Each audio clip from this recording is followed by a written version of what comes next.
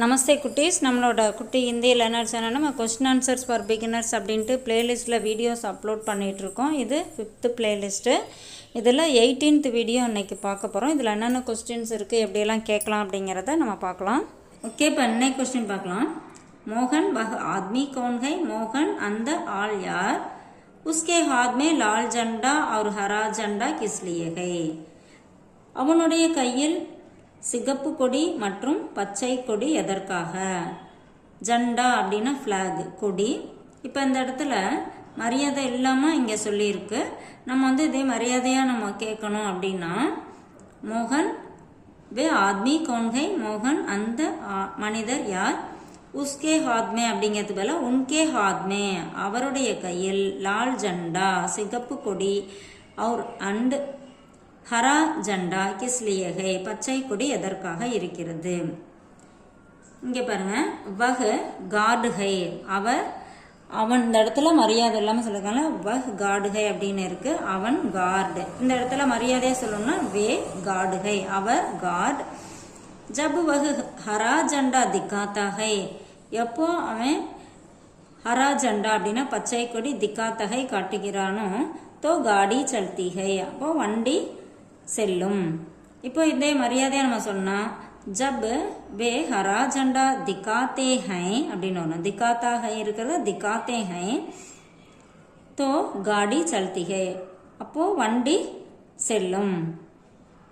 ஜப் லால் ஜண்டா திக்காத்தா ஹை அப்படின்னு இந்த மரியாதையா சொல்லும் போது ஜப் லால் ஜண்டா திக்காத்தே ஹை தோ தப் காடி ருக்தி ஹே அப்போ வண்டி நிற்கும். இந்த மாதிரி நம்ம எப்படி வேணாலும் இதை மரியாதையாக சொல்லும் போது அந்த வகுன்ற இடத்துல வே அப்படின்னு மாற்றிக்கலாம்.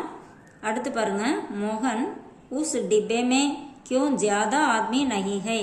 மோகன் உஸ் டிப்பே மே அந்த பெட்டியில் கியூ ஏன் ஜியாதா ஆத்மி நஹி ஹை அதிகம் பர்சன்ஸ் அதாவது அதிக மக்கள் இல்லை அப்படின்னு சொல்லி கேட்குறாங்க. ஆத்மினா மனிதர், அதிக மனிதர்கள் இல்லை அப்படின்னு சொல்லி கேட்குறாங்க. வஹ் டிப்பே பகலே தர்ஜுக்காக அந்த பெட்டி பகலே தர்ஜுக்காக அப்படின்னா முதல் வகுப்பு பெட்டி.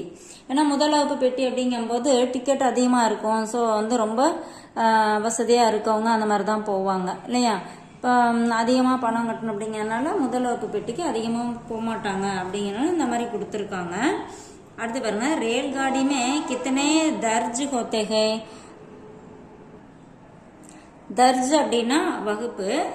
அதாவது ரயில் வண்டியில் எத்தனை வகுப்பு இருக்கிறது அப்படின்னு சொல்லி இங்கே கொஸ்டின் கேட்குறாங்க.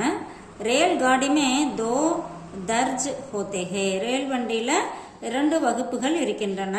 பஹ்லா और दूसरा முதல் வகுப்பு மற்றும் தூசரானா இரண்டாவது. இந்த இடத்துல முதல் வகுப்பு மற்றும் இரண்டாம் வகுப்பு.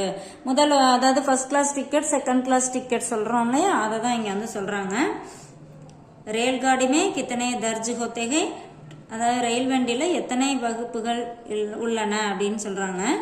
ரேல்காடிமே தோ தர்ஜ் ஹோத்தே ஹை ரயில் வண்டியில அதாவது ட்ரெயின்ல 2 வகுப்புகள் உள்ளன. பஹலா और दूसरा முதல் மற்றும் இரண்டாவது.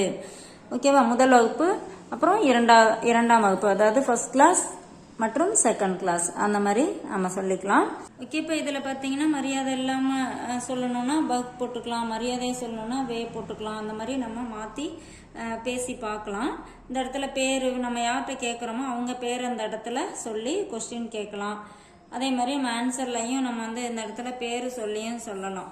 அந்த மாதிரி நம்மளா சென்டென்ஸ் கிரியேட் பண்ணி ஆன்சர் கொஸ்டின் எல்லாமே நம்மளா கிரியேட் பண்ணி பேசி பார்த்தோம் அப்படின்னா லாங்குவேஜ் ஈஸியாக கற்றுக்கலாம். தேங்க்யூ.